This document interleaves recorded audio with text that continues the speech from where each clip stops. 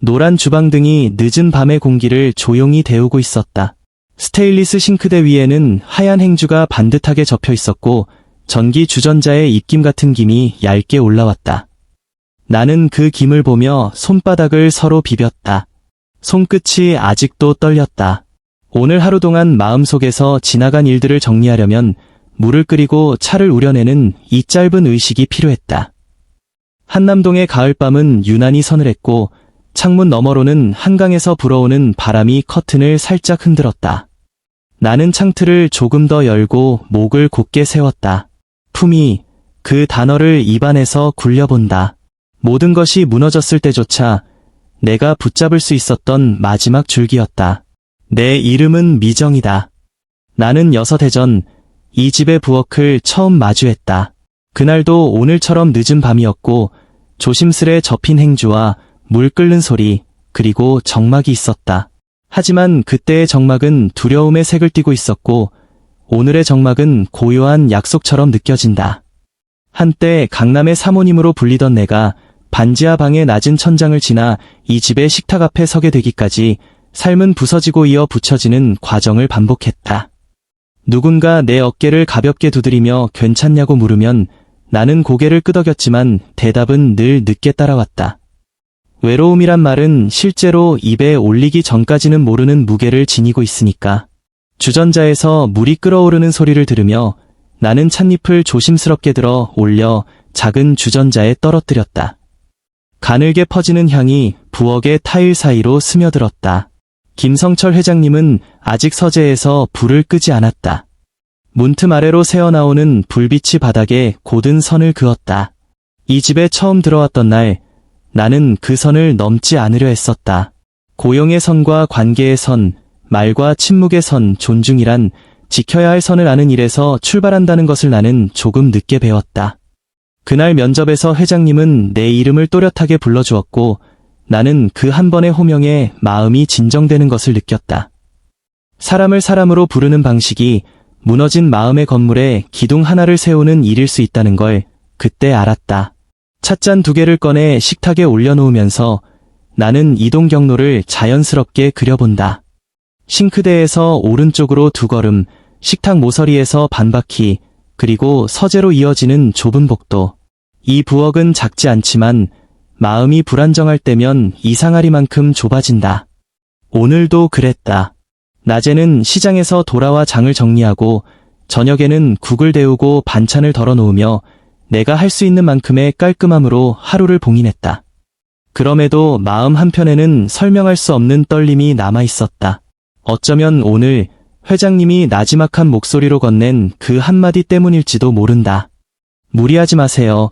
미정씨, 그 말은 지시가 아니었고 관례적인 친절도 아니었다. 그 말은 나를 한 사람으로 바라보는 시선에서 건너왔다. 그래서 더 오래 남는다. 창가로 걸어가 커튼을 반쯤 걷자 밤의 한강이 어두운 비단처럼 펼쳐졌다. 바람이 얼굴을 스치고 지나가며 식탁 위에 하얀 행주 끝자락을 살짝 들어올렸다가 다시 내려놓는다. 나는 그 작은 움직임을 유심히 바라보다가 문득 몇 해 전에 내 손을 떠올렸다. 주름이 어렴풋이 드러난 손등, 필요한 말만 남기고 지워진 메모장, 습관처럼 아침마다 펼쳐보던 지출노트. 그 노트에는 숫자만 적히지 않았다. 그날의 기분이, 장바구니의 무게가, 시장 상인의 표정이, 나의 망설임과 용기가 야른 글씨로 눌려 있었다. 회복은 언제나 숫자보다 느리고, 그러나 숫자보다 단단하다. 그 사실을 나는 이 부엌에서 배웠다. 서재 문이 조용히 열리는 소리가 났다. 회장님이 복도를 건너 부엌 쪽으로 걸어왔다. 나는 2번째 찻잔에 따뜻한 물을 부으며 고개를 들었다. 회장님의 눈빛은 하루를 단정히 접어넣은 사람의 눈빛이었다.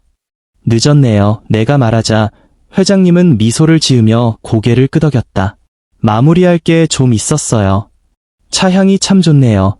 우리는 말없이 자리에 앉았다.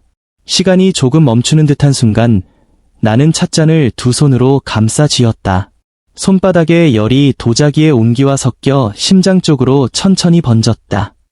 외로움이라는 단어가 오늘만큼은 멀리 있는 것처럼 느껴졌다. 오늘 장은 어떠셨어요? 회장님이 먼저 물었다.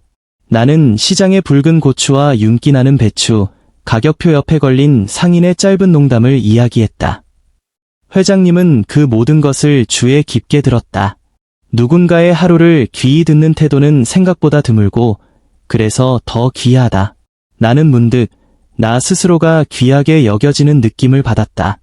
말의 리듬이 느려졌다. 부엌의 공기가 조금 더 따뜻해졌다. 미정씨, 회장님의 호명이 조용히 내려앉았다. 늘 고맙습니다. 아주 짧은 문장이었지만 내 안에서 오랫동안 울렸다. 나는 고개를 숙여 미소로 답했다. 그것이 우리가 지켜온 약속이었다. 서로를 낮추지 않는 말, 서로를 세워주는 눈빛, 그리고 필요할 때는 한 발 물러나는 선택. 그 선택 위에서 우리는 조금씩 희망을 배웠다. 차가 반쯤 비워졌을 때 회장님은 의자의 등받이에 등을 살짝 기대고 창밖을 바라보았다. 오늘 바람이 세네요. 그 말과 함께 커튼이 한 번 더 흔들렸다. 나는 행주를 다시 한 번 접어 모서리를 맞췄다. 그 작은 직사각형이 정확할수록 마음이 고르게 숨을 쉬었다. 나는 알았다. 오늘 우리가 나눈 이 짧은 밤의 장면이 내일의 피로를 덜어줄 것이라는 것을. 앞날에 어떤 소문이 불어오든 어떤 압력이 문을 두드리든 우리는 오늘처럼 차를 마시고 이름을 불러주고 서로의 속도를 존중하는 법을 잊지 않으리라는 것을. 선택은 거창한 선언만으로 이루어지지 않는다. 선택은 이런 사소한 밤들에서 한 잔의 온기와 함께 식탁 위에 놓인다. 회장님이 먼저 자리에서 일어났다. 이제 들어가 보죠. 너무 늦으면 내일 더 피곤하잖아요. 나는 고개를 끄덕였다. 잔에 남은 마지막 한 모금을 마신 뒤 싱크대에 조심스레 내려놓았다. 스테인리스의 얕은 울림이 밤의 끝을 알려주었다. 불을 끄기 전 나는 커튼을 다시 당겨 닫았다. 바람의 기척이 사라지고 부엌의 노란 불빛이 마지막으로 식탁을 스쳤다. 하얀 행주가 그 빛을 잠깐 품었다가 놓아주었다. 나는 스위치를 내렸다. 어둠 속에서 한강의 바람이 여전히 어딘가를 지나고 있을 것이다. 그러나 이 집의 부엌은 이 짧은 의식과 함께 또 한 번의 약속을 지켜냈다. 품위, 회복, 그리고 내일의 희망. 나는 천천히 숨을 들이쉬고 조용히 내뱉었다. 강남의 아침은 늘 유리창을 닦는 소리로 시작되었다. 엘리베이터 홀에 퍼지던 향수 냄새, 주차장에서 울리던 자동차 도어의 경쾌한 소리, 분주히 달려가는 하이힐의 보폭. 나는 그 모든 소리의 가운데서 조용히 살았다. 남편은 성실했고 나는 집안과 아이를 돌보며 내 삶의 속도를 일정하게 맞췄다. 누구나 그렇게 산다고 믿었고 그래서 내 삶도 오래도록 그러할 거라 생각했다. 그러나 한 통의 전화는 그런 믿음을 간단히 부서뜨렸다. 비 오는 오후, 도로 위에서 일어난 급정거와 연속 충돌, 병원 복도의 차가운 형광등. 나는 멍하니 의사와 가족의 어깨를 번갈아 보다가 침묵이 무엇인지 처음으로 알게 되었다. 장례가 끝난 다음 날, 남편의 동업자가 남긴 공백은 생각보다 컸다. 통장 잔고의 숫자는 빠르게 기울었고 우리의 아파트는 경매 공고지로 바뀌었다. 반지하 방으로 들어가던 날 나는 아이에게 천장을 가리키며 웃었다. 여름엔 덜 더울 거야. 말끝이 너무 가볍다는 걸, 내 웃음이 금방 깨진다는 걸 알면서도 그렇게 말했다.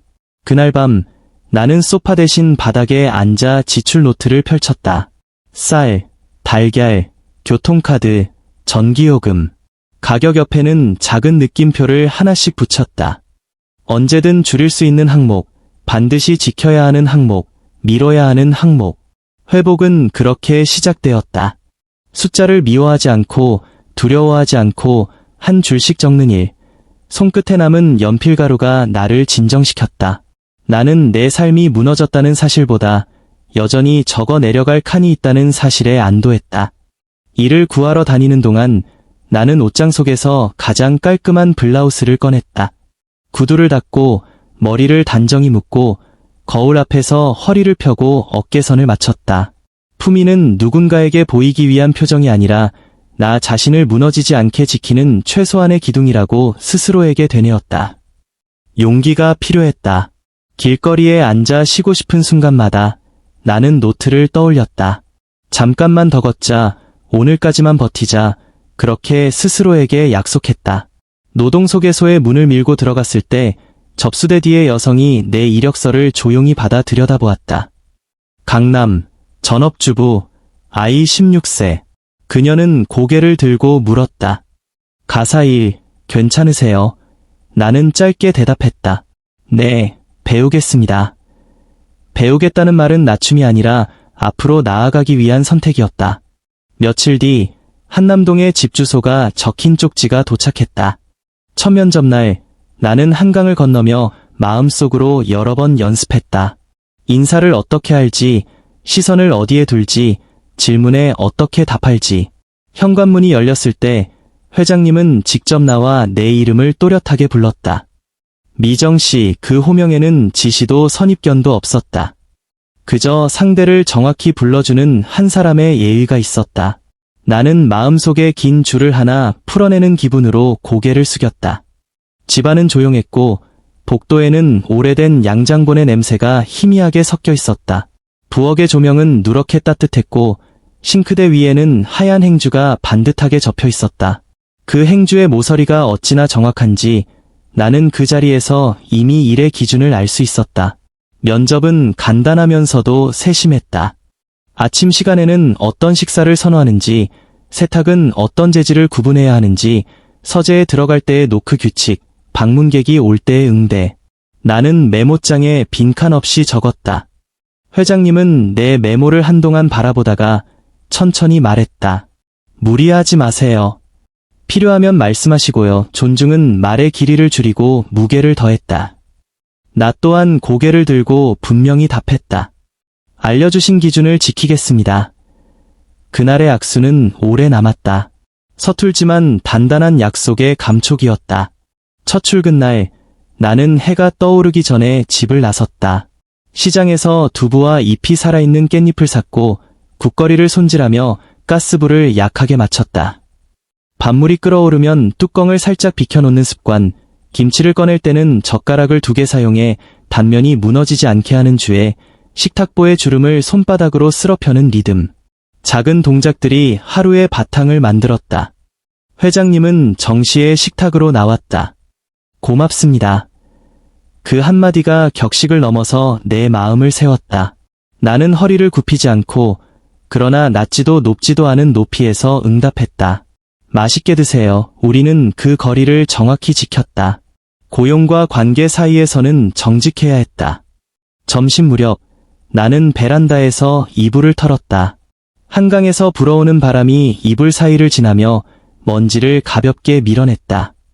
햇빛이 가장자리부터 번지듯 스며들었고 나는 그 위에 하얀 행주를 널어 말렸다. 눕혀둔 행주의 섬유가 빛을 마시고 있는 모습을 보고 있으면 내 마음도 조금씩 마른다. 외로움은 줄어들지 않았지만 방향을 잃지는 않았다. 저녁장을 보고 돌아와 냉장고를 정리하고 내일의 반찬을 머릿속에서 배열해본다. 내가 할 수 있는 최선을 미리 준비해두는 일은 불안의 손목을 부드럽게 잡아주었다. 주변의 소문은 생각보다 빨리 따라왔다. 그 집은 혼자 사신대. 나이 차가 많다더라. 도움이 필요해서 사람을 들였나 보지. 소문에는 늘 약간의 과장이 붙었다. 나는 귀를 닫지 않았지만 마음을 열어두지도 않았다. 들을 건 듣되 담지는 말자. 품위는 타인의 말을 통해 흔들리지 않는 중심에서 자란다. 퇴근길에 딸에게 전화를 걸어 하루를 나눴다. 엄마, 힘들었어요. 괜찮아. 내일은 미역국 끓이려고. 전화기를 끊고 나면 반지하의 계단을 내려가는 발걸음이 덜 무거웠다. 집에 들어와 조그만 전기 주전자를 올리고 지출 노트를 펼치며 오늘의 금액을 더했다. 잔액은 여전히 빠듯했지만 나의 회복은 숫자보다 느리고 단단하게 앞으로 나아가고 있었다. 며칠이 한 달로 바뀌는 사이 일의 리듬은 몸에 익었다. 회장님은 출장과 회의를 반복했고 나는 집의 시간을 일정하게 유지했다. 가끔은 서재문이 늦게까지 닫혀 있었고 가끔은 저녁 무렵 일찍 불이 꺼졌다. 그럴 때면 나는 부엌에서 차를 우리었다. 찻주전자에서 올라오는 야른 김이 조명을 타고 번지는 모습을 볼 때면 마음속에도 야른 빛이 걸렸다. 그 빛 아래에서 나는 나를 다독였다. 오늘도 잘했다. 내일도 이렇게 해보자. 누가 보지 않아도 스스로를 확인해주는 일은 중요했다. 어느 날 회장님이 중국 출장을 마치고 하루 일찍 돌아왔다. 평소보다 이른 오후 현관이 열리고 낯빛이 복도 끝까지 흘러들어왔다. 나는 장을 정리하던 손을 멈추고 인사했다. 일찍 오셨어요. 회장님은 짧게 웃었다. 그립더군요. 집밥이 그 말에 나도 모르게 미소가 번졌다. 식탁에 앉아 짧은 차를 나누는 동안 이야기는 자연스레 길을 만들었다. 출장지의 비, 식당의 소란, 새로 만난 거래처의 표정. 나는 듣고 때로는 물었다. 말과 침묵의 간격이 편안했다. 그날 저녁 회장님은 조심스럽게 물었다. 혹시 시간이 되시면 같이 드시겠습니까? 나는 아주 짧게 망설였다. 고용의 선, 관계의 선, 그리고 인간의 선. 하지만 초대는 예의였고 우리는 예의를 지킬 줄 아는 사람들이었다. 나는 고개를 끄덕였다. 그럴게요. 우리는 와인이 아닌 따뜻한 차를 곁들였다.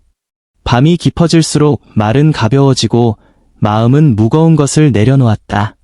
우리는 서로의 과거를 길게 말하지 않았지만 필요한 만큼의 조각들을 천천히 맞췄다. 그 사이사이 부엌의 하얀 행주는 식탁 모서리에서 조용히 빛을 받았다. 그 빛이 우리 사이의 거리를 재고 넓히고 때로는 아주 조금 줄였다. 나는 알았다. 동행은 거창한 선언으로 시작되는 것이 아니라 한 잔의 온기를 나누는 선택에서 시작된다는 것을. 그 밤 이후로 부엌의 의자는 두 자리가 자연스러워졌다.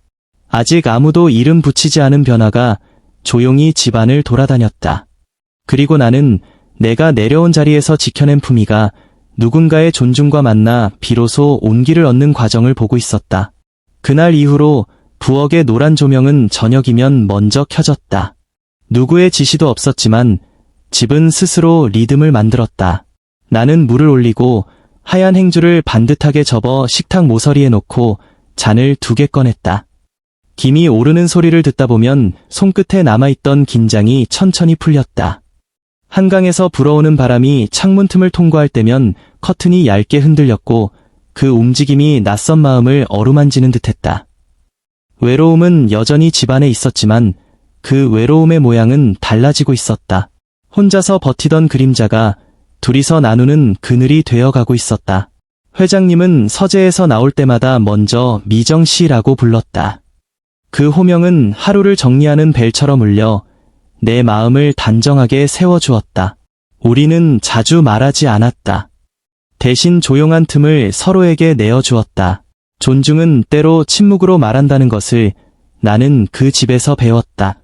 나는 장바구니에서 꺼낸 배추를 다듬으며 회장님은 오늘 만난 사람들의 성품을 간단히 묘사했다. 누구는 말을 아꼈고 누구는 필요한 말만 했고 누구는 약속을 가볍게 여기지 않았다. 그 작은 관찰들이 식탁 위에 반찬처럼 놓였다. 우리는 그 반찬을 천천히 집어먹듯 얘기를 천천히 나누었다. 어느 저녁 회장님이 문득 물었다. 사람이 혼자가 되는 순간은 언제일까요? 나는 긴 호흡을 2번 하고 나서 답했다. 이야기할 상대가 없을 때요. 아니, 있어도 그 사람이 내 이름을 제대로 불러주지 않을 때요. 회장님은 잔을 들어 올렸다가 조심스레 내려놓았다. 그렇군요. 그 짧은 응답 속에 오래된 쓸쓸함이 스며 있었다. 나는 그 쓸쓸함을 해석하려 하지 않았다. 대신 주전자 옆에 작은 찻숟가락을 반듯하게 놓았다. 정리된 것들이 마음을 지탱해줄 때가 있다. 품위는 화려함이 아니라 정돈에서 시작되는 경우가 많다. 비가 내리던 밤, 우리는 베란다 문을 살짝 열어놓고 차를 마셨다. 빗물이 난간을 두드리는 소리에 대화의 속도가 느려졌다. 회장님은 부인 이야기를 조금 했다. 긴 말은 아니었다. 생전 좋아하던 노래 한 곡, 유난히 좋아하던 잔의 무게, 마지막 봄날의 빛. 나는 남편 이야기를 조금 했다. 한여름 도로에서 들려온 사이렌, 장례식장 냄새, 그날 이후 서랍 속에 넣어둔 결혼 반지. 말이 다 끝나면 다시 김이 올라오는 찻잔을 바라보았다. 우리는 서로의 상실을 경쟁하지 않았다. 그저 옆자리에 놓아두었다. 동행은 서로의 짐을 대신 들어주는 일이기보다 짐을 내려놓을 자리를 마련해주는 일임을 빗소리가 가르쳐 주었다. 며칠 사이에 소문은 더 또렷해졌다. 경비실에 놓인 택배 상자가 늘어날수록 언뜻 스치는 시선들이 길어졌다. 그 집, 새로 사람 들였대. 밤마다 불이 늦게 꺼진다던데 부엌에서 불을 끄기 전 나는 창을 닫고 커튼을 여며 빛이 새어나가지 않게 했다. 누구에게도 빚지지 않은 조심스러움이 필요했다. 망설임은 내 편이었다. 망설인 덕분에 서두르지 않았고 주변의 소문은 생각보다 빨리 따라왔다. 그 집은 혼자 사신대. 나이 차가 많다더라. 도움이 필요해서 사람을 들였나 보지. 소문에는 늘 약간의 과장이 붙었다. 나는 귀를 닫지 않았지만 마음을 열어두지도 않았다. 들을 건 듣되 담지는 말자. 품위는 타인의 말을 통해 흔들리지 않는 중심에서 자란다. 퇴근길에 딸에게 전화를 걸어 하루를 나눴다. 엄마, 힘들었어요. 괜찮아. 내일은 미역국 끓이려고. 전화기를 끊고 나면 반지하의 계단을 내려가는 발걸음이 덜 무거웠다. 집에 들어와 조그만 전기 주전자를 올리고 지출 노트를 펼치며 오늘의 금액을 더했다. 잔액은 여전히 빠듯했지만 나의 회복은 숫자보다 느리고 단단하게 앞으로 나아가고 있었다. 며칠이 한 달로 바뀌는 사이 일의 리듬은 몸에 익었다. 회장님은 출장과 회의를 반복했고 나는 집의 시간을 일정하게 유지했다. 가끔은 서재문이 늦게까지 닫혀 있었고 가끔은 저녁 무렵 일찍 불이 꺼졌다. 그럴 때면 나는 부엌에서 차를 우리었다. 찻주전자에서 올라오는 야른 김이 조명을 타고 번지는 모습을 볼 때면 마음속에도 야른 빛이 걸렸다. 그 빛 아래에서 나는 나를 다독였다. 오늘도 잘했다. 내일도 이렇게 해보자. 누가 보지 않아도 스스로를 확인해주는 일은 중요했다. 어느 날 회장님이 중국 출장을 마치고 하루 일찍 돌아왔다. 평소보다 이른 오후 현관이 열리고 낯빛이 복도 끝까지 흘러들어왔다. 나는 장을 정리하던 손을 멈추고 인사했다. 일찍 오셨어요. 회장님은 짧게 웃었다. 그립더군요. 집밥이. 그 말에 나도 모르게 미소가 번졌다. 식탁에 앉아 짧은 차를 나누는 동안 이야기는 자연스레 길을 만들었다. 출장지의 비, 식당의 소란, 새로 만난 거래처의 표정. 나는 듣고 때로는 물었다. 말과 침묵의 간격이 편안했다. 그날 저녁 회장님은 조심스럽게 물었다. 혹시 시간이 되시면 같이 드시겠습니까? 나는 아주 짧게 망설였다. 고용의 선, 관계의 선, 그리고 인간의 선. 하지만 초대는 예의였고 우리는 예의를 지킬 줄 아는 사람들이었다. 나는 고개를 끄덕였다. 그럴게요. 우리는 와인이 아닌 따뜻한 차를 곁들였다. 밤이 깊어질수록 말은 가벼워지고 마음은 무거운 것을 내려놓았다. 우리는 서로의 과거를 길게 말하지 않았지만 필요한 만큼의 조각들을 천천히 맞췄다. 그 사이사이 부엌의 하얀 행주는 식탁 모서리에서 조용히 빛을 받았다. 그 빛이 우리 사이의 거리를 재고 넓히고 때로는 아주 조금 줄였다. 나는 알았다. 동행은 거창한 선언으로 시작되는 것이 아니라 한 잔의 온기를 나누는 선택에서 시작된다는 것을. 그 밤 이후로 부엌의 의자는 두 자리가 자연스러워졌다. 아직 아무도 이름 붙이지 않은 변화가 조용히 집안을 돌아다녔다. 그리고 나는 내가 내려온 자리에서 지켜낸 품위가 누군가의 존중과 만나 비로소 온기를 얻는 과정을 보고 있었다. 그날 이후로 부엌의 노란 조명은 저녁이면 먼저 켜졌다. 누구의 지시도 없었지만 집은 스스로 리듬을 만들었다. 나는 물을 올리고 하얀 행주를 반듯하게 접어 식탁 모서리에 놓고 잔을 2개 꺼냈다. 김이 오르는 소리를 듣다 보면 손끝에 남아있던 긴장이 천천히 풀렸다. 한강에서 불어오는 바람이 창문 틈을 통과할 때면 커튼이 얇게 흔들렸고 그 움직임이 낯선 마음을 어루만지는 듯했다. 외로움은 여전히 집안에 있었지만 그 외로움의 모양은 달라지고 있었다. 혼자서 버티던 그림자가 둘이서 나누는 그늘이 되어가고 있었다. 회장님은 서재에서 나올 때마다 먼저 미정 씨라고 불렀다. 그 호명은 하루를 정리하는 벨처럼 울려 내 마음을 단정하게 세워주었다. 우리는 자주 말하지 않았다. 대신 조용한 틈을 서로에게 내어주었다. 존중은 때로 침묵으로 말한다는 것을 나는 그 집에서 배웠다. 나는 장바구니에서 꺼낸 배추를 다듬으며 회장님은 오늘 만난 사람들의 성품을 간단히 묘사했다. 누구는 말을 아꼈고, 누구는 필요한 말만 했고, 누구는 약속을 가볍게 여기지 않았다. 그 작은 관찰들이 식탁 위에 반찬처럼 놓였다. 우리는 그 반찬을 천천히 집어먹듯 얘기를 천천히 나누었다. 어느 저녁, 회장님이 문득 물었다. 사람이 혼자가 되는 순간은 언제일까요? 나는 긴 호흡을 2번 하고 나서 답했다. 이야기할 상대가 없을 때요. 아니, 있어도 그 사람이 내 이름을 제대로 불러주지 않을 때요. 회장님은 잔을 들어 올렸다가 조심스레 내려놓았다. 그렇군요. 그 짧은 응답 속에 오래된 쓸쓸함이 스며 있었다. 나는 그 쓸쓸함을 해석하려 하지 않았다. 대신 주전자 옆에 작은 찻숟가락을 반듯하게 놓았다.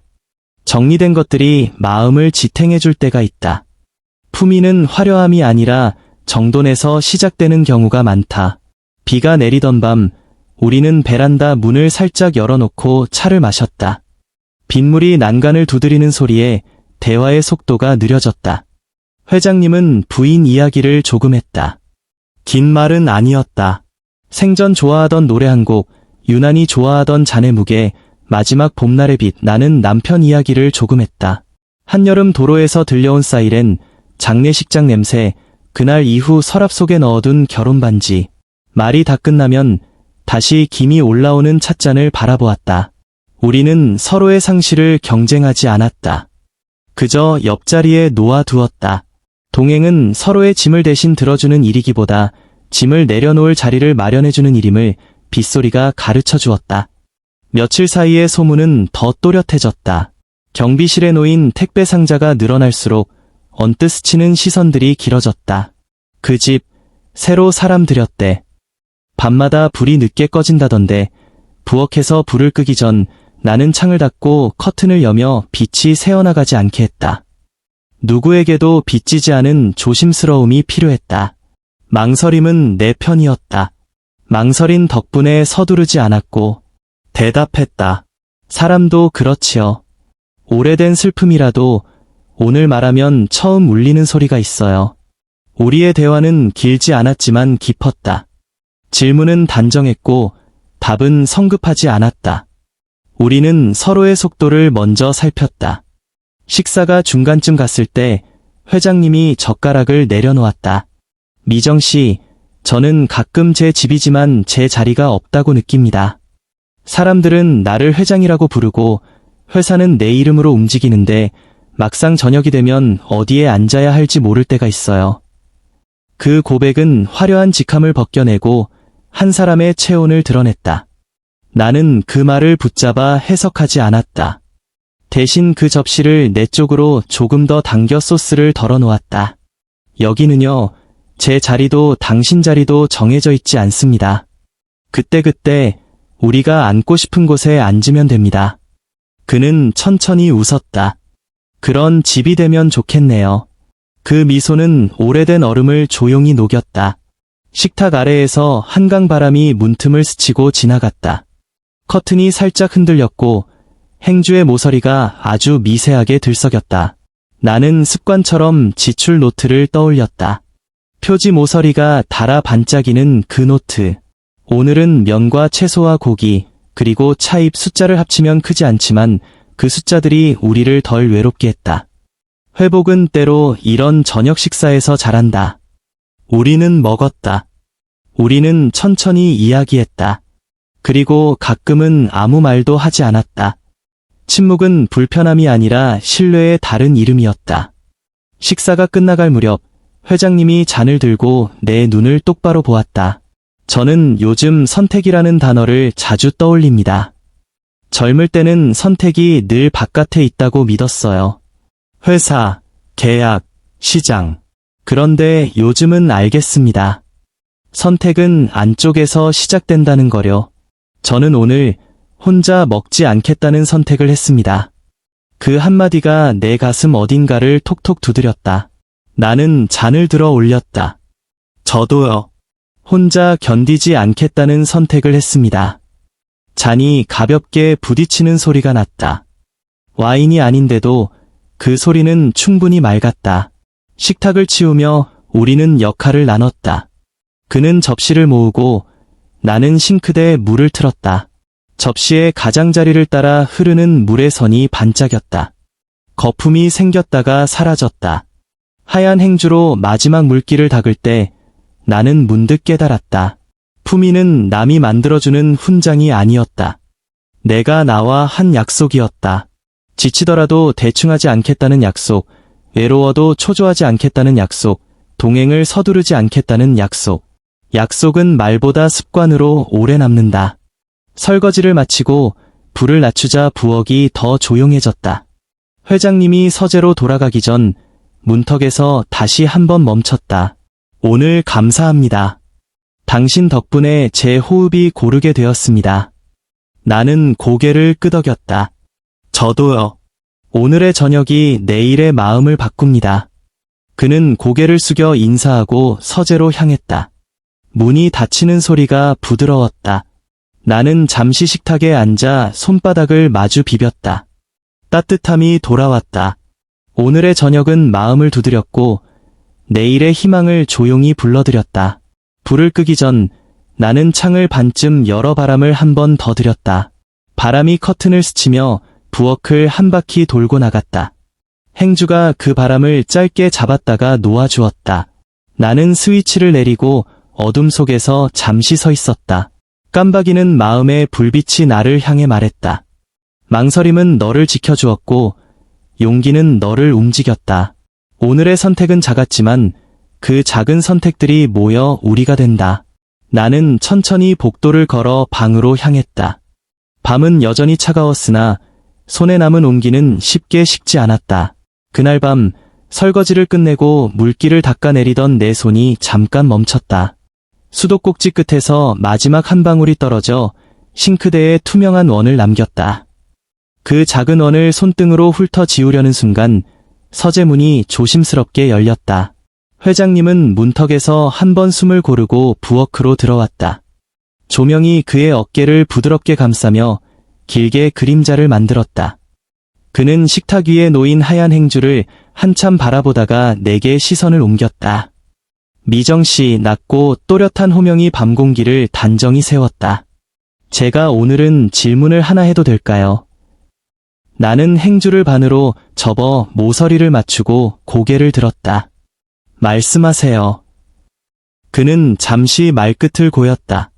우리가 지금처럼 서로의 저녁을 지켜주는 사이로만 머물 수 있을까요? 아니면 언젠가 이름을 하나 더 얹을 수도 있을까요?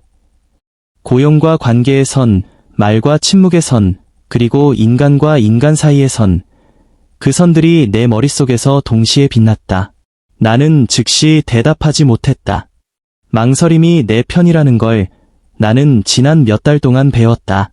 서두르면 상처나고 멈추면 보이는 것들이 있었다.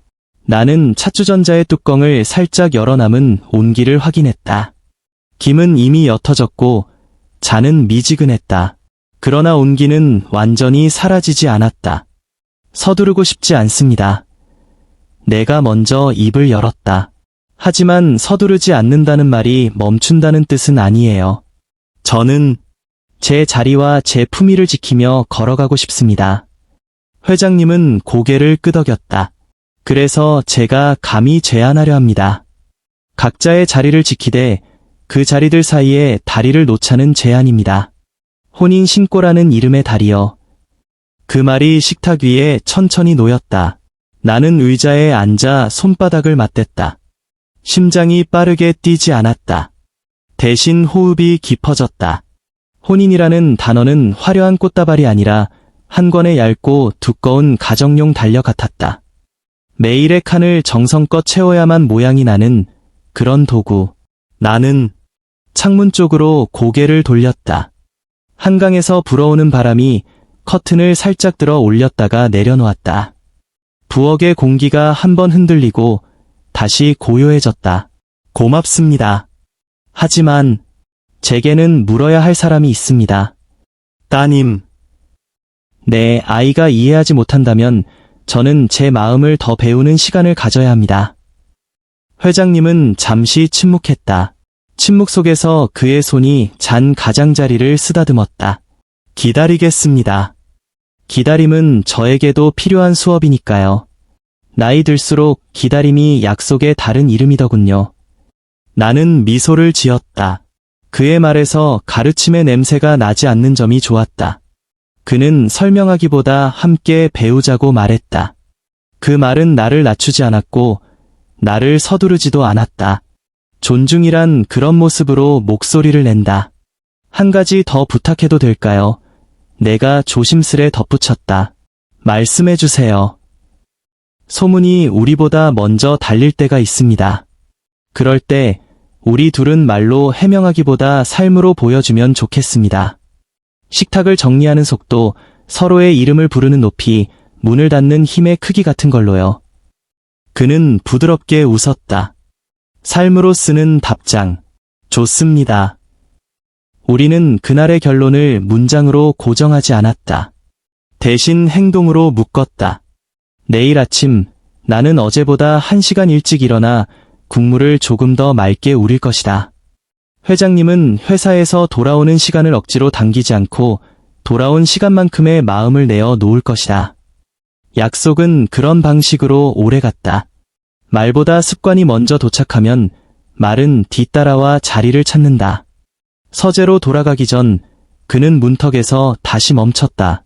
미정 씨. 네. 저는 오늘 제안을 했고 동시에 망설였습니다. 그래서 하나 더 약속하고 싶습니다. 당신의 망설임을 내 마음의 일부로 존중하겠다는 약속. 그 약속은 별다른 장식이 없었다. 그런데도 마음 깊숙이 내려앉았다. 품위와 선택, 망설임과 용기, 동행과 약속. 이 단어들이 서로 손을 잡는 소리가 들렸다.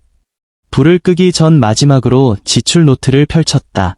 오늘 산 채소와 차잎, 면과 간장, 그리고 작은 과일 2알, 숫자 옆에 작은 점을 찍어두었다. 점 하나는 지출, 점 둘은 마음. 나는 점 둘을 찍었다. 오늘은 돈을 썼고 마음을 더했다. 회복은 숫자 위에 마음을 얹을 때 조금 빨라진다. 그러나 그 조금조차 서두르지 않는 것이 우리의 방식이었다. 방으로 돌아와 불을 낮추고 누웠다. 눈을 감자 하얀 행주의 모서리가 떠올랐다. 낮 동안 내가 맞춰둔 그 직사각형이 떠올라 마음이 반듯해졌다. 내일 나는 아이에게 말할 것이다. 외로움은 여전히 우리를 찾아오지만 외로움을 다루는 방식은 달라질 수 있다고. 누군가의 이름을 제대로 불러주는 집에서 우리는 덜 흔들릴 수 있다고. 그리고 선택은 바깥에서 오지 않는다고. 선택은 안쪽에서 시작해 부엌의 빛으로 번져간다고. 한강의 바람이 창문 틈을 지나며 커튼을 살짝 흔들었다. 그 소리 사이로 회장님의 낮은 기침이 멀리서 들렸다. 낯설지 않은 소리였다. 같은 집에서, 다른 방에서 우리는 서로의 호흡을 해치지 않는 거리로 잠들 준비를 했다. 오늘의 제안은 선언이 아니라 시작이었다. 내일의 망설임은 장애가 아니라 다리였다. 그리고 우리의 약속은 종이 위의 글씨가 아니라 식탁 위의 온기였다. 나는 조용히 속삭였다. 희망, 그 단어는 불을 끄지 않아도 스스로 어두운 방을 밝혀주었다. 다음 날 아침, 알람이 울리기 전에 눈이 떠졌다. 어둠이 완전히 가시지 않은 창밖에서 한강 바람이 낮게 불었다. 나는 부엌 불을 켜고 주전자를 올렸다. 김이 얇게 오르자 하얀 행주를 반듯하게 접어 식탁 모서리에 내려두었다. 오늘은 국물을 더 맑게 우릴 참이었고 마음도 그렇게 맑아져야 했다. 그가 건넨 제안은 화려한 꽃다발이 아니라 내 안쪽에 놓인 조용한 질문이었다. 아이에게 묻고 나에게 묻는 시간. 품위와 망설임을 함께 품은 질문. 아침 식탁에 국이 올랐을 때 회장님은 평소처럼 시간 맞춰 나왔다. 목례를 주고받은 뒤 그는 숟가락을 들기 전 짧게 말했다. 기다리겠습니다. 그 한마디가 긴 문장보다 더 먼 곳까지 닿았다. 존중이란 상대가 스스로 대답을 찾도록 자리를 비켜주는 기술이라는 것을 그는 알고 있었다. 나는 고개를 끄덕이고 숟가락을 들었다. 그 말이 나에게 용기를 주었다. 오늘 아이에게 말하리라. 점심이 가까워질 무렵 나는 휴대폰을 들어 문자 한 줄을 보냈다. 오늘 저녁 학교 앞 카페에서 얼굴 볼래? 답장은 금세 왔다. 좋아요. 엄마 손끝에 떨림이 잦아들었다. 약속이 생겼고 선택이 정리되었다. 회복은 방향을 정하는 순간부터 조금 빨라진다. 부엌을 정리하고 장볼 목록을 접은 뒤 나는 지출 노트를 펴서 오늘의 금액 옆에 작은 점을 하나 찍었다. 점은 지출, 그리고 마음의 준비. 두 번째 점을 찍을 자리는 아직 비워두었다. 대화가 끝나면 찍자. 해가 기울 무렵 나는 카페 문을 밀고 들어갔다. 아이는 창가에 앉아 있었다.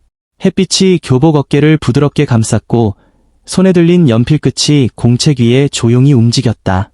나를 보자. 아이는 자리에서 일어나 의자를 빼주었다. 엄마, 그 한마디에 지난 몇 달의 외로움이 서서히 풀렸다. 우리는 마주 앉았고 나는 따뜻한 차를, 아이는 얼음을 넣은 주스를 주문했다. 잔이 내려오고 빛이 유리에 굴절되어 테이블 위에 작은 파동을 만들었다. 현주야, 나는 이름을 또렷하게 불렀다.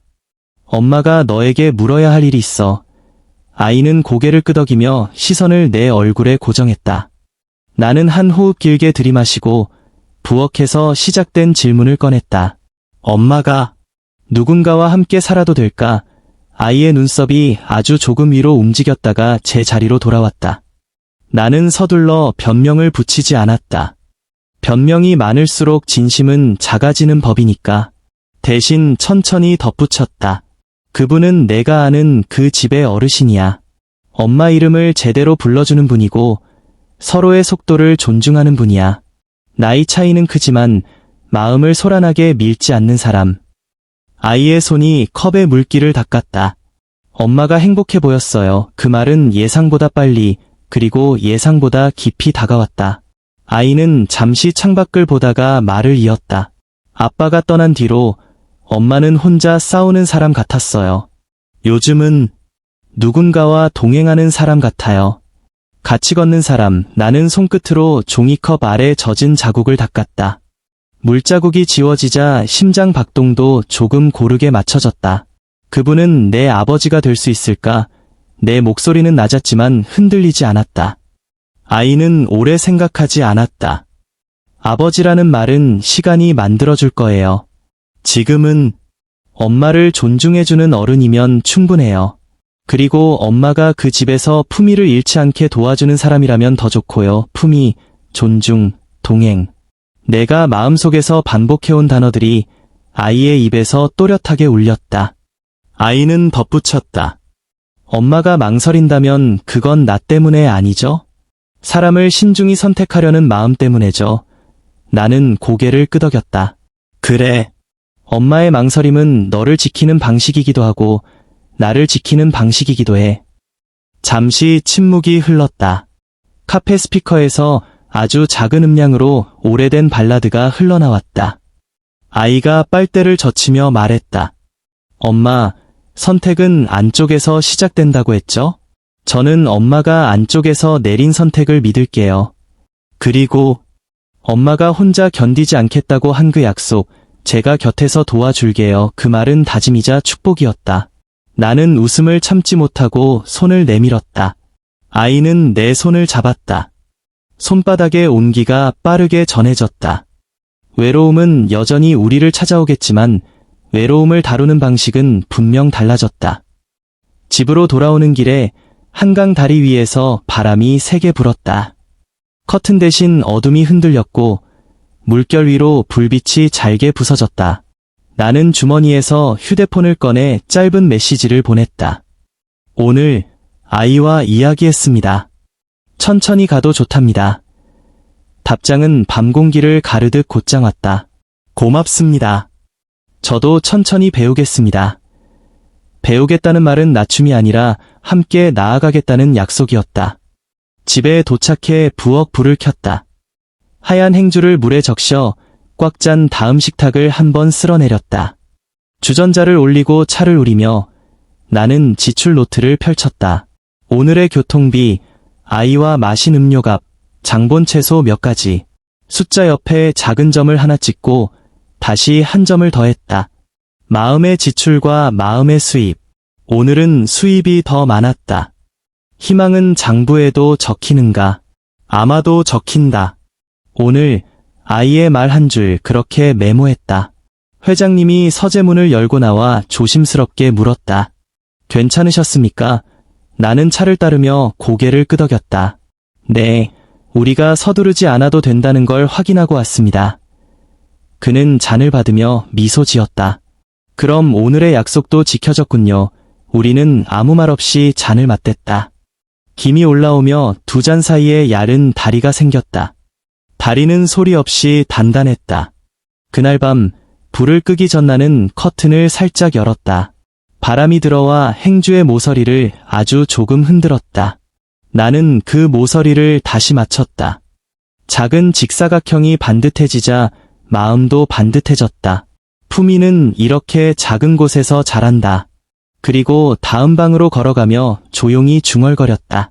선택, 약속, 희망. 세 단어는 오늘을 닫고 내일을 여는 비밀번호 같았다. 나는 불을 끄고 눈을 감았다. 아이에게 물었고 나에게 물었고 우리는 서로의 대답을 존중했다. 이제 남은 것은 먼 곳의 가족에게도 우리의 속도를 보여주는 일, 더 조심히, 더 깊이. 시차를 건너는 밤이었다. 미국의 아침과 서울의 저녁이 부엌의 노란 불빛 아래 한자리에 놓였다.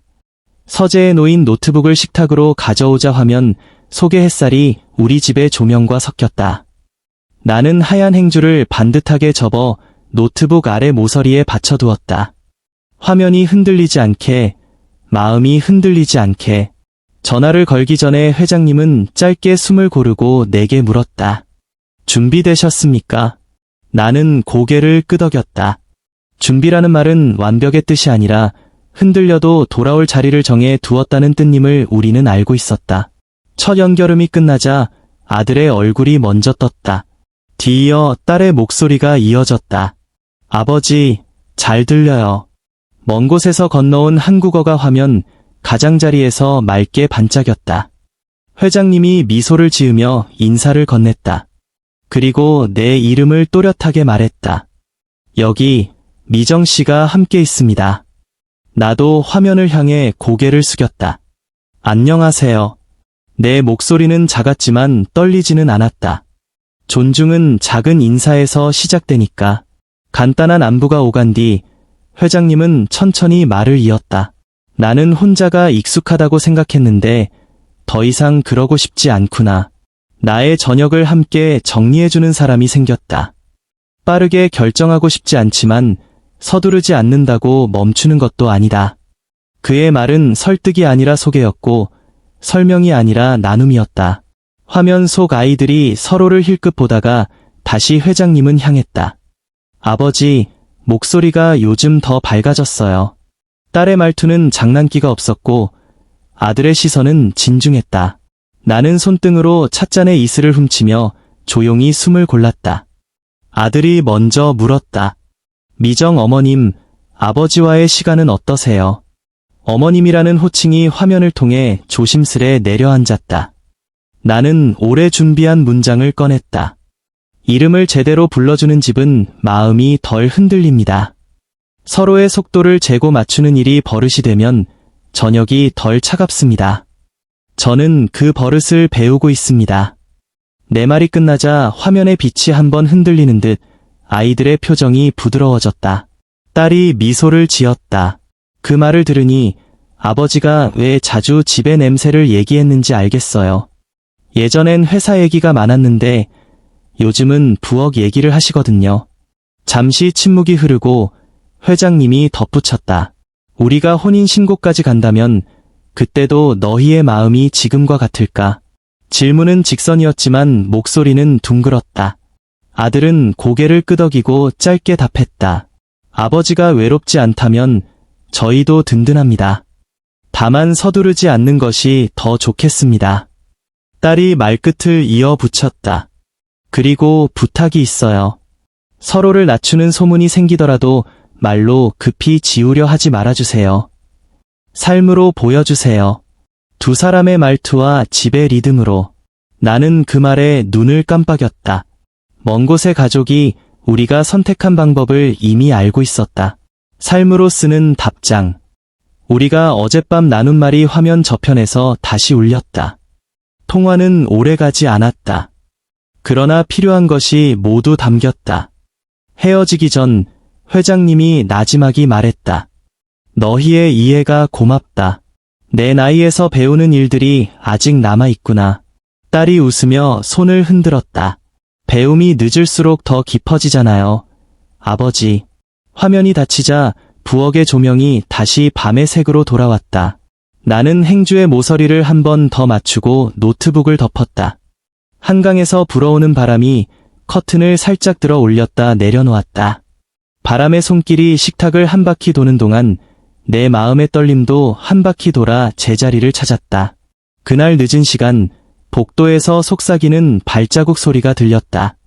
같은 층의 누군가가 문 앞을 스치며 작은 말들을 흘리고 지나갔다. 회장님 댁에 누가 산대. 나이가 꽤 차이 난다더라. 소문은 문틈으로 들어오지 못했지만 기척은 남았다. 나는 주전자를 올리고 차를 한 번 더 우리었다. 잔에서 오른 김이 천천히 가라앉자 마음속의 파문도 잦아들었다. 회장님이 서재에서 나와 창가에 섰다. 바람이 세네요. 내가 대답했다. 하지만 오늘은 덜 춥습니다. 그는 가볍게 웃었다. 멀리 있는 사람들이 가까워졌으니 그럴 겁니다. 우리는 식탁에 앉아 짧은 약속을 하나 더 만들었다. 내일은 각자의 자리에서 평소처럼 하루를 보낼 것. 그러나 저녁엔 오늘 통화에서 들은 문장 하나씩을 식탁 위에 올려놓을 것. 나는 딸의 말을 꺼냈다. 말로 급히 지우지 말고 삶으로 보여달라. 회장님은 아들의 말을 골랐다. 서두르지 않는 것이 좋다. 두 문장을 접시처럼 앞에 놓고 우리는 차를 마셨다. 접시가 비어 있어도 든든한 밤이 있었다. 다음 날부터 나는 작은 것들을 기록했다. 현관 앞에 놓인 신문을 내가 먼저 가져와 서재 앞에 내려놓았던 시간, 회장님이 귀가 후에 양말을 특정한 칸에 정리해두는 습관, 식탁에 앉을 때 서로가 먼저 자리를 권하는 순서. 기록은 규칙이 되고 규칙은 안정이 되었다. 저녁이면 부엌의 노란 불빛이 가장 먼저 켜졌다. 하얀 행주는 늘 같은 자리에서 반듯했다. 지출 노트엔 숫자 옆에 짧은 문장이 붙었다. 오늘 기다림이 우리를 단단하게 했다. 오늘 이름을 부르는 높이가 같았다. 오늘 소문보다 조용한 생활의 속도가 빨랐다. 일요일 오후 다시 한 번 화면이 열렸다. 이번엔 아이들이 먼저 제안을 했다. 한국에 들어오는 일정이 잡히면 식사를 함께 하자고. 회장님이 내 쪽을 바라봤다. 나는 고개를 끄덕였다. 환영합니다. 약속이 멀리서 다가왔다. 먼 약속일수록 오늘의 습관이 중요하다는 걸 우리는 알았다. 그래서 우리는 집의 리듬을 조금 더 다듬었다. 현관의 신발이 평행을 이루고 식탁의 의자가 같은 간격으로 물러나 있고 커튼의 주름이 일정한 폭을 유지하도록. 정도는 미학이기 전의 언어였다. 아무 말 없이도 서로를 존중합니다. 라고 말해주는 언어. 밤이 깊어질 무렵 회장님이 조용히 물었다. 오늘의 마음을 한 문장으로 적는다면? 나는 잠시 생각하다가 대답했다. 먼 곳의 가족이 우리의 속도에 맞춰 걸어오고 있다. 당신은요? 그는 내 눈을 보며 웃었다. 우리는 그들을 기다리며 우리를 먼저 닮아가고 있다. 대답이 끝나자 부엌의 시계가 한 칸 넘어갔다. 초침의 소리가 유난히 또렷했다. 나는 스위치를 낮추며 불을 끄기 전 커튼을 살짝 열었다. 한강 바람이 들어와 행주의 모서리를 흔들었다가 다시 고요를 남기고 나갔다. 흔들림이 지나간 자리에서 마음은 더 반듯해졌다. 잠자리에 들며 지출 노트를 마지막으로 펼쳤다. 오늘의 지출은 크지 않았다. 그러나 마음의 수입은 또렷했다. 먼 곳의 가족, 가까워진 마음. 나는 그 제목을 적고 점을 2개 찍었다. 점 하나는 고마움, 점 둘은 약속. 책을 덮자 어둠이 방 안에 고르게 퍼졌다. 눈을 감기 전 나는 낮게 속삭였다. 희망. 오늘의 희망은 화면을 건너왔고 내일의 희망은 식탁 위에 놓일 것이다. 바람 소리가 멀어지자 잠은 조용히 문을 열었다. 우리는 같은 집에서, 다른 방에서 같은 약속을 품은 채로 잠들었다. 아침 햇살이 부엌의 노란 조명과 겹쳐졌다. 나는 하얀 행주를 반듯하게 접어 식탁 위에 놓고 작은 꽃 한 송이를 옆에 세웠다. 특별한 장식은 없었지만 오늘은 달력의 빈칸에 굵은 글씨로 적힐 날이었다. 주전자가 끓어오르며 김을 올렸다. 잔 2개의 차를 나누고 한 모금 삼키자 심장이 고르게 박동했다.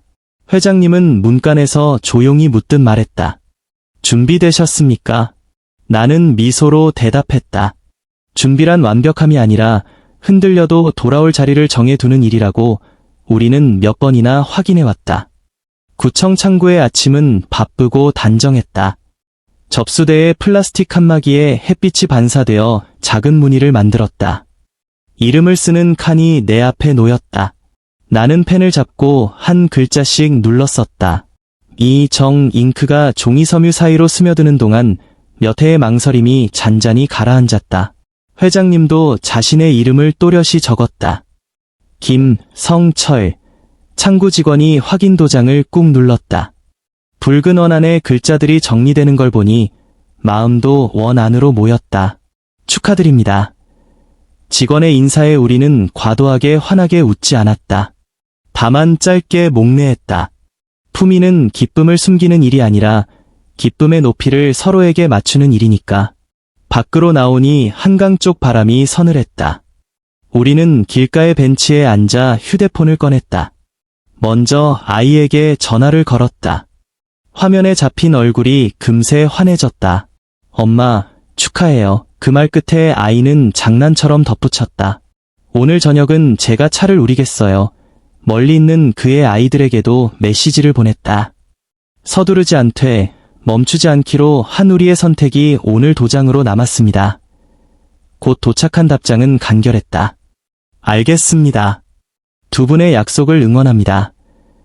약속과 선택, 2 단어가 화면에서 비처럼 튕겨나왔다. 반지하 방으로 마지막 정리를 하러 갔다. 낡은 전기 주전자, 달아 반짝이는 지출 노트, 몇 벌의 옷, 짐은 많지 않았다. 방바닥에 무릎을 꿇고 행주로 서랍안을 한 번 더 닦았다. 비우는 일에도 예의가 필요했다. 창문을 닫고 불을 끄자 방은 금세 어둠을 채웠다. 문을 닫기 직전 나는 방 안에 아주 낮은 목소리로 인사했다. 고마웠어. 혼자 버티던 밤들을 묶어 바닥에 내려두고 우리는 문을 닫았다. 한남동 집에 도착하자 먼저 부엌 불을 켰다. 노란 빛이 한 번에 퍼졌다. 나는 새로 가져온 행주를 물에 적셔 꽉 짰다. 식탁을 한번 천천히 쓸어내렸다. 반지하의 냄새 대신 차잎의 향이 공기 속으로 번졌다. 서랍 하나를 비워 내 물건들을 정리했다. 회장님은 열쇠를 꺼내 내 손바닥에 올렸다. 이 집의 문은 이제 2 사람이 열고 닫습니다. 열쇠의 차가움이 손 안에서 금세 따뜻해졌다. 우리는 문고리를 잡는 힘의 크기부터 맞추기로 했다. 세게 닿지 않을 것, 너무 가볍지도 않을 것, 존중은 손목에서 드러났다. 점심을 간단히 나눈 뒤 우리는 집의 규칙을 말 대신 동선으로 정리했다. 신발은 평행, 컵은 같은 선, 커튼 주름은 일정한 폭, 서재는 2번 노크, 밤 11시 이후는 서로의 방을 먼저 문자로 부르기. 식탁에서는 이름을 또렷이 부르고 부엌에서는 역할을 바꾸어 보기. 오늘은 내가 설거지, 내일은 그가 설거지. 규칙은 우리를 묶는 줄이 아니라 서로에게 안전을 만들어주는 울타리였다. 외로움이 문을 두드리면 우리는 규칙으로 답할 생각이었다. 생활의 리듬은 약속의 다른 이름이니까. 저녁이 가까워지자 아이가 들어왔다. 현관 앞에서 신발을 고르게 맞추고 천천히 인사했다. 아버님, 엄마 호칭은 조심스러웠지만 목소리는 맑았다. 세 사람의 저녁은 소란스럽지 않았다. 나는 국을 뜨고 아이는 접시를 나르고 회장님은 젓가락을 놓았다. 우리는 서로의 손을 스치지 않으려 조심했지만 마음이 지나치게 멀어지지 않도록 더 조심했다. 식사 중간 아이가 웃으며 말했다. 집이 조용한데 따뜻하네요. 불꽃은 없는데 오래가는 불씨 같아요. 회복이란 그런 것일지도 모른다. 불꽃 대신 불씨, 폭발 대신 지속. 식사 후 거실 조명을 낮추고 세 사람이 나란히 앉았다. 우리는 각자의 하루에서 건진 작은 문장을 하나씩 말하기로 했다. 회장님, 기다림은 약속의 다른 이름이었다. 아이, 호칭은 관계의 리듬을 만든다. 나, 선택은 안쪽에서 시작해 부엌의 빛으로 번진다. 세 문장이 공중에서 잠깐 머물렀다가 우리 무릎 위로 내려앉았다. 우리는 그 문장들을 자세히 설명하지 않았다. 다음 날의 행동이 대신 설명해 줄 것이므로. 밤이 깊을수록 집은 더 조용해졌다. 부엌으로 가서 마지막 차를 우리고 잔을 2개 놓았다. 아이는 방으로 들어가 숙제를 꺼냈고 회장님은 서재 불을 밝힌 뒤 금세 껐다. 오늘은 부엌에서 마시죠. 그는 의자를 당기며 앉았다.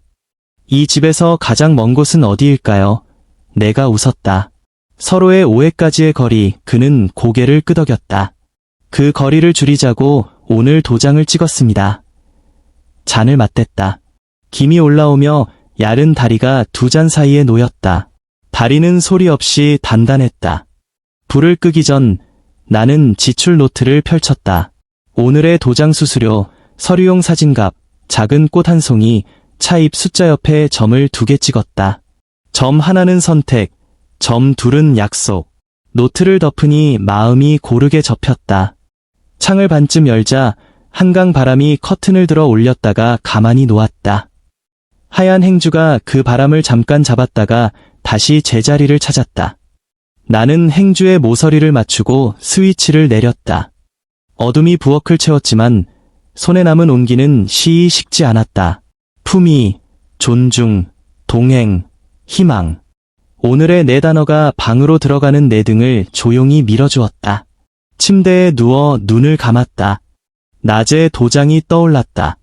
둥근 붉은 선 안에 이름이 또렷했다. 우리는 더 세게 붙잡지 않았고 더 세게 말하지도 않았다. 우리는 다만 더 깊이 숨을 쉬었다. 깊은 호흡은 약속을 오래가게 한다. 멀리서 파도 같은 도시의 소음이 들렸고 가까이서 집의 심장 같은 정적이 이어졌다. 나는 오늘의 제목을 마음속으로 적었다. 함께 살기로 한 날, 그리고 낮게 속삭였다. 희망, 그 단어는 불을 끄지 않아도 방을 밝히는 법을 알고 있었다. 새로운 달력이 벽에 걸리자 집의 리듬도 조금 달라졌다. 아침이면 내가 먼저 창을 열고 한강에서 들어오는 바람을 한번 들였다가 천천히 닫았다. 부엌에 노란 불을 켜고 주전자를 올리면 야른 김이 올라왔다. 하얀 행주는 세로로 한 번, 가로로 한 번 접어 모서리를 맞췄다. 회장님은 정해진 시간에 서재에서 나와 미정씨하고 이름을 또렷하게 불렀다. 이름을 제대로 부르는 일은 존중의 시작이고 존중이 쌓이면 마음의 호흡이 고르게 되었다. 우리는 무리하지 않는 약속을 지켰고 약속은 생활의 습관이 되었다. 아침 산책길에서 우리는 보폭을 맞췄다. 강바람이 세면 발을 조금 더 단단히 디뎠고 바람이 잦아들면 말의 속도를 늦췄다. 회장님은 가끔의 거래처의 이름을 중얼거렸고 나는 시장 상인의 농담을 들려주었다. 서로의 이야기는 길지 않지만 멈추는 법을 알았다. 멈춤이 생기면 우리는 물을 한 모금 마셨다. 멈추는 용기를 배운 뒤로 우리 사이의 오해까지의 거리는 줄었다. 외로움은 사라지지 않았지만 모양이 달라졌다. 혼자서 지키던 그림자가 둘이서 나누는 그늘이 되었고 그 그늘은 햇빛을 오래 붙잡았다. 건강검진을 예약해 함께 병원을 찾던 날 대합실에 흰 의자가 길게 늘어서 있었다. 회장님은 혈압을 재고 의사와 짧게 대화했다. 결과지는 놀랄 만큼 단정했다. 의사는 웃으며 말했다. 밤에 잘 주무시나 봅니다. 우리는 서로를 보며 고개를 끄덕였다. 잠은 집이 지켜준 선물이었다. 늦은 밤에 차 한 잔, 낮은 목소리, 일정한 시각의 소등. 작게 정돈된 것들이 몸 안의 불안을 천천히 낮췄다. 돌아오는 길, 편의점에서 작은 요구르트를 사서 나눠 마셨다. 종이 빨대를 끼우며 회장님이 말했다. 이런 사소함이 회복을 부르는군요. 나는 웃었다. 네, 회복은 크지 않아서 오래갑니다. 집의 표정도 달라졌다. 현관의 신발은 평행을 이루었고 우편함의 이름표에는 두 줄의 글씨가 나란히 섰다. 커튼의 주름은 일정했고 식탁의 의자는 같은 간격으로 물러나 있었다. 누군가는 이것을 사소한 미학이라 했지만 우리에게는 언어였다. 서로를 낮추지 않겠습니다. 서두르지 않겠습니다. 말하지 않아도 집이 먼저 말했다. 저녁이면 우리는 번갈아 가며 부엌을 맡았다. 내가 국을 고르면 그는 접시를 데웠고 그가 샐러드를 만들면 나는 드레싱을 마쳤다. 설거지는 느렸고 느림이 우리를 지켜주었다. 그 느림 속에서 품위는 조용히 자랐다. 일요일 오후 우리는 문화센터에서 열린 짧은 강좌에 함께 앉았다. 글씨를 고르게 쓰는 법, 호흡을 길게 고르는 법을 배우는 시간이었고 회장님은 의외로 진지했다. 연필 끝이 종이를 스치며 남기는 소리를 들으며 나는 지출 노트를 떠올렸다. 오래전에 숫자와 함께 적던 짧은 문장들, 오늘은 멈추는 날, 오늘은 덜어내는 날. 돌아와 노트의 첫 페이지에 세 줄을 더했다. 오늘은 함께 배우는 날, 배움은 나이를 묻지 않았다. 배움은 서로의 속도를 묻고 흰 종이에 여백을 묻고 마음의 준비를 물었다. 소문은 여전히 건물의 복도를 오르내렸다. 문틈으로 들어오는 기척이 있으면 우리는 불을 낮추고 삶의 속도를 조금 더 차분하게 했다. 늦은 밤 전화가 울리면 급히 받지 않고 한 박자 숨을 고른 뒤 응답했다. 네, 말씀하세요. 목소리의 높이와 길이를 우리가 먼저 정하면 소문은 그 높이와 길이를 흉내내다 조용해졌다. 아이가 가끔 들르는 저녁이면 식탁에 세 사람의 문장이 올랐다.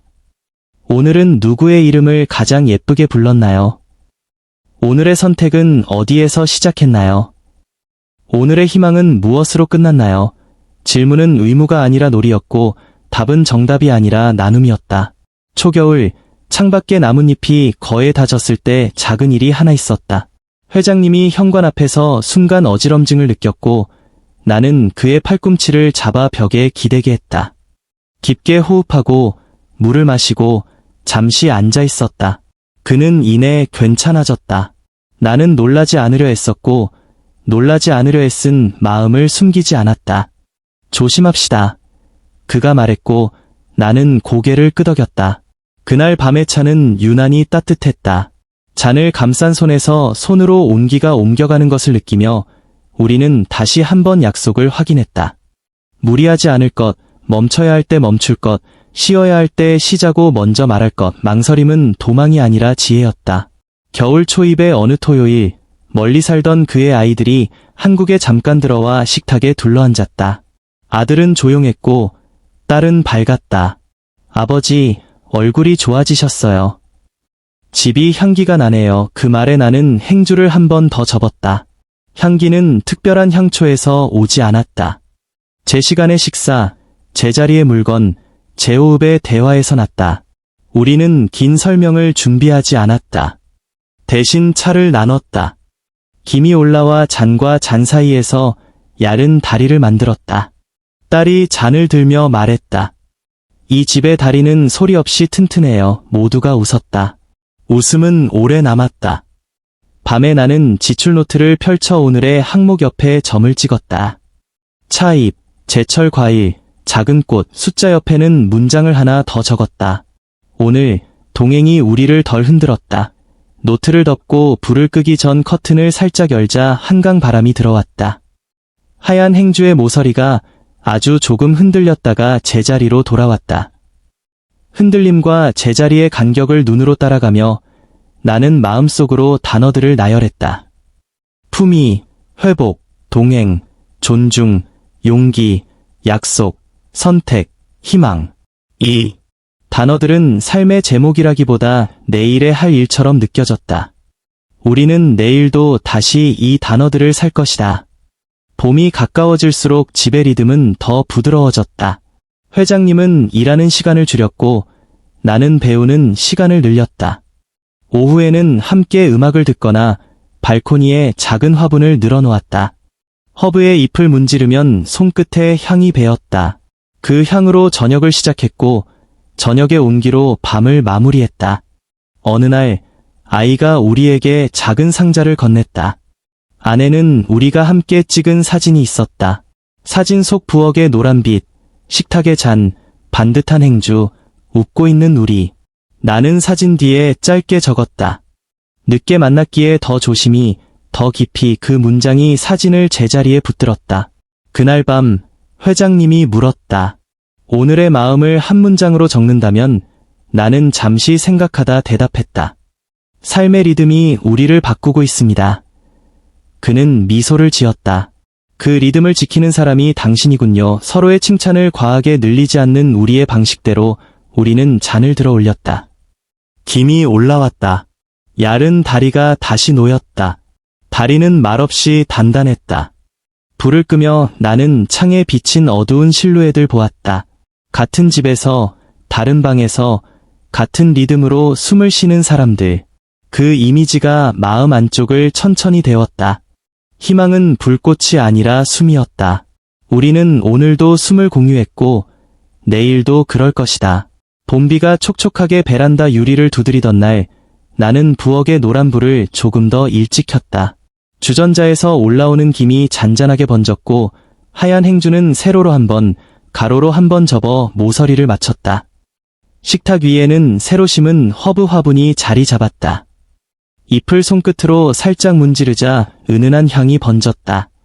회장님은 정해진 시간보다 조금 늦게 서재에서 나왔다. 숨을 길게 들이마시고 내 이름을 또렷하게 불렀다. 미정씨. 그 호명은 비 오는 날의 종소리 같았다. 나는 잔 2개에 차를 나누며 대답했다. 여기 있습니다. 목소리가 부드럽게 내려앉았다. 우리는 오늘의 날씨를 먼저 얘기했다. 빗줄기의 굵기가 아침보다 가늘어졌다는 것, 강 위로 안개가 낮게 깔렸다는 것, 베란다 난간에 머문 물방울이 꼭 별처럼 반짝인다는 것, 말의 높이와 길이를 서로에게 맞추다 보면 마음도 같은 폭으로 너른해졌다. 회장님은 서류철에서 작은 봉투를 꺼내 내게 건넸다. 오늘은 당신이 먼저 열어주시겠습니까? 봉투 안에는 단정한 초대장이 들어있었다. 아이의 졸업식 안내문이었다. 날짜와 시간, 좌석번호, 교내 지도. 나는 그 안내문을 한참 동안 들여다보았다. 조금 전까지 창밖의 비가 내 마음 안으로 옮겨와 조용히 내리는 듯했다. 축하합니다. 내가 말하자 회장님은 천천히 고개를 끄덕였다. 우리 모두의 회복이 조금씩 모양을 갖춰가는군요. 졸업식은 생각보다 간결했고 그래서 더 단단했다. 아이는 연단 위에서 잠깐 손을 흔들었고 우리를 보자 미소를 지었다. 사진을 찍을 때 나는 손바닥으로 아이의 어깨를 조심히 받쳤다. 회장님은 한 발짝 뒤에서 카메라를 들었다. 셔터 소리가 잦아들고 사람들이 삼삼오오 흩어질 때 아이가 우리를 바라보며 말했다. 저녁엔 집에서 차를 마실래요? 집이라는 말을 부를 때 아이의 목소리는 더 낮아졌고 그 낮음 속에서 존중과 안도와 작은 용기가 동시에 들렸다. 우리는 대답 대신 한강 쪽 하늘을 올려다보았다. 구름 사이로 아주 얇게 햇빛이 새어나왔다. 그날 저녁 부엌의 노란 불은 평소보다 조금 따뜻해 보였다. 아이는 컵을 꺼내 잔을 데웠고 회장님은 차잎을 덜어 주전자에 넣었다. 나는 하얀 행주로 식탁 위의 물기를 한 번 더 닦아냈다. 우리 셋은 말이 적었다. 그러나 침묵은 비좁지 않았다. 서로의 기쁨을 설명하려 하지 않아도 손등을 스치지 않으려 조심해도 마음은 멀어지지 않았다. 아이가 잔을 들고 우리를 보며 말했다. 오늘의 제목을 정한다면 오래가서 더 따뜻한 밤. 회장님이 웃었다. 좋은 제목이군요. 우리는 잔을 맞댔다. 김이 올라와 잔과 잔 사이에 야른 다리를 만들었다. 다리는 소리 없이 단단했다. 그 다리 위로 품위와 존중과 동행이 건너갔다. 외로움이 따라오려 했으나 발을 거두었다. 망설임은 거추장스러운 장벽이 아니라 우리를 지켜준 울타리였기 때문이다. 시간은 계절을 밀고 갔다. 초여름이면 한강 바람에 박하향이 어녀들어왔다. 우리는 발코니에 화분을 갈아놓고 지출 노트의 첫 장에 세 줄을 더했다. 오늘의 선택, 더 천천히, 더 깊이. 선택은 그날그날의 작은 표정이었고 약속은 그 표정을 지우지 않는 습관이었다. 회장님은 회사의 일정을 조금 더 줄였고 집의 시간을 조금 더 늘렸다. 오후에 빛이 부엌까지 길게 걸어 들어오면 우리는 식탁을 사이에 두고 글을 썼다. 각자의 노트에 오늘의 마음 한 줄, 기다림은 약속의 다른 이름이었다. 호칭은 관계의 리듬을 만든다. 희망은 장부에도 적힌다. 알맞은 간격으로 놓인 문장들은 투박했지만 따뜻했다. 소문은 오래된 풍문처럼 간헐적으로 불어왔다. 복도 끝에서 속삭이는 발소리가 들리면 우리는 커튼을 조금 더 여미고 말의 속도를 낮췄다. 어느 날 엘리베이터 앞에서 한 이웃이 조심스럽게 물었다. 두 분, 무리는 안 하시죠? 회장님은 짧게 웃으며 대답했다. 무리하지 않겠습니다. 나는 그 옆에서 고개를 끄덕였다. 우리는 서두르지 않습니다. 이웃의 표정이 풀렸다. 말은 자주 설명이 되지 못하지만 말의 높이는 마음의 진심을 스스로 정리한다. 그날 밤 부엌에서 차를 우리며 우리는 서로의 눈을 잠깐 보았다. 내 안쪽에서 작은 빛이 살아 움직이는 소리가 났다. 품이라는 단어가 꽉 차서 넘치지 않게, 회복이라는 단어가 헐떡이지 않게, 동행이라는 단어가 혼자만의 영웅담이 되지 않게 지켜주는 소리였다. 가을이 오자 우리는 한 번 더 장거리 화면을 열었다. 먼 곳의 가족과 다시 인사를 나눴다. 아이들이 물었다. 아버지, 숨은 잘 고르세요. 회장님이 응수했다. 집이 호흡을 가르쳐줍니다. 그 말에 모두 웃었다. 스피커 너머의 침묵도 따뜻했다. 통화가 끝난 뒤 회장님은 서재에서 오래된 사진 한 장을 꺼내 식탁 위에 놓았다. 젊은 날의 얼굴, 사라진 사람의 웃음, 오래전 부엌의 그릇들. 그는 사진의 모서리를 손끝으로 한번 쓰다듬고 조용히 말했다. 오래 사는 일은 잃어버리는 일을 견디며 배우는 걸지도 모르겠습니다. 나는 고개를 끄덕였다. 그래서 늦게 만난 사랑이 우리에게는 과분하지 않나 봅니다. 잃어버린 것들을 자랑하지 않고 남은 것들을 서로에게 건네니까요. 사진을 다시 봉투에 넣고 우리는 잔을 들어 올렸다. 김이 올라와 두 잔 사이에 또 한 번 다리를 놓았다. 그 다리 위로 추억이 지나가고 감사가 지나가고 앞으로의 조용한 날들이 지나갔다. 겨울에 가까워질수록 집의 리듬은 더 응축되었다. 우리는 한밤중에 급한 알람 대신 저녁에 정돈된 침묵을 선택했다. 문을 닫을 때의 힘, 스위치를 내릴 때의 속도, 컵을 놓을 때의 소리. 사소한 것들이 하루를 지탱했다. 어느 날 회장님이 몸살 기운을 보였다. 나는 부엌에서 생강을 얇게 저며 꿀을 푼 물에 넣어 끓였다. 잔을 건네며 말했다. 오늘은 말을 덜 하기로 해요. 그는 미소로 답했다. 말이 적어도 호칭이 정확하면 마음은 흔들리지 않았다. 밤이 지나고 열이 내리고 새벽의 공기가 창문 틈으로 들어왔을 때 나는 하얀 행주를 물에 적셔 꽉 짜서 식탁을 한 번 더 쓸어내렸다. 닦인 자리마다 다음 날의 평안이 깔렸다. 회복은 크지 않아서 오래갔다. 새해 첫날 우리는 한강변을 천천히 걸었다. 찬바람이 뺨을 스치고 강 위로 엷은 김이 떠올랐다. 회장님이 물었다. 올해의 첫 문장을 무엇으로 쓸까요? 나는 웃으며 대답했다. 선택은 안쪽에서 시작해 부엌의 빛으로 번집니다. 그가 고개를 끄덕였다. 그 문장 마음에 듭니다. 집으로 돌아와 잔을 데우고 우리는 그 문장을 지출 노트의 맨 앞장에도 적었다. 숫자 옆에서 문장이 흔들리지 않았다. 돈과 마음이 같은 칸에 적혀 있어도 그 칸이 비좁지 않았다. 우리에게 장부는 계산서가 아니라 오늘의 다짐을 적는 작은 성명서였다. 봄의 초입, 아이가 우리에게 첫 출근 소식을 전했다. 달력이 빠르게 넘어가고 집의 공기 안에서 어제와 다른 오늘이 천천히 자랐다. 그날 밤 아이는 늦지 않게 돌아와 우리와 함께했다. 회장님이 물었다. 오늘 배운 것 하나만 말해줄 수 있겠니? 아이는 생각하지 않고 대답했다. 호칭이 빠른 팀은 실수가 많고 호칭이 정확한 팀은 일이 덜 흔들려요. 우리는 함께 웃었다. 저녁을 마치고 아이가 설거지를 자청했다. 물 흐르는 소리가 부엌을 채우는 동안 회장님은 갑자기 나를 바라보았다. 당신 덕분에 내 말의 높이가 조용히 내려왔습니다. 나는 대답하지 않았다. 대신 잔을 그의 쪽으로 밀어두었다. 말보다 습관이 먼저 도착하는 밤이었다. 한여름 작은 여행을 다녀오던 길에 갑작스런 소나기가 내렸다. 도로에 물이 번지고 차창을 타고 빗물이 길게 흘렀다. 우리는 잠시 갓길에 차를 대고 비를 구경했다. 회장님이 말했다. 비가 그치면 길도 보폭도 다시 보이겠지요. 나는 고개를 끄덕였다. 그래서 서두르지 않는 게 우리에겐 잘 맞아요. 소나기가 잦아들자 우리는 다시 출발했다. 집에 돌아와 부엌 불을 켰다. 하얀 행주가 제자리를 찾았고 김이 잔 위로 얇게 올라왔다. 바깥의 비는 그쳤지만 집안의 온기는 계속되었다. 우리는 여행의 제목도 오늘의 제목도 따로 정하지 않았다.